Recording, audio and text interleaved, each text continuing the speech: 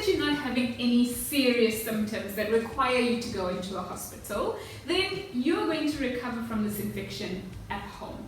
So if you're able to isolate yourself at home, then that's exactly what you should be doing. Yes. And when we say isolate, we really mean that the person who is infected should be keeping significant distance from the other people in the house to ensure that they are not transmitting the infection to others.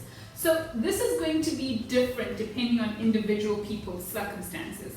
And I understand that for some people, it may not be possible to isolate yourself completely from the rest of your family. Mm-hmm. But if it's at all possible to do that, then the person, so you in this example, Yes. would have to remain in a room by yourself with the door closed Yes. and limit contact with the rest of the family. But what if I think I've already given it to my partner?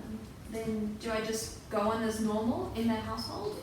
So it would really depend in that instance if your partner was positive. So Yes. if both of you are positive, for example, and you're living in the same household, then technically there's no additional risk to the two of you.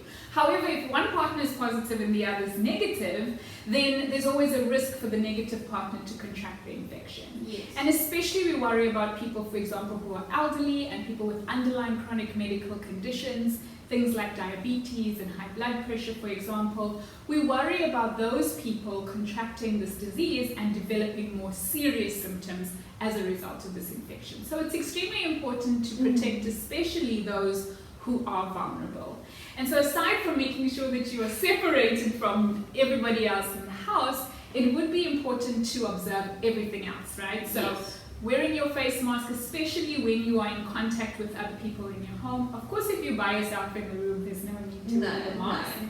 But then making sure that you're washing your hands frequently and that you're sanitizing surfaces regularly, especially shared surfaces. So for example, if you need to share a washroom with the rest of your family, you would need to ensure that you are sanitizing frequently touched surfaces like the taps, for example, and just make sure that you are trying to implement infection control measures in your house.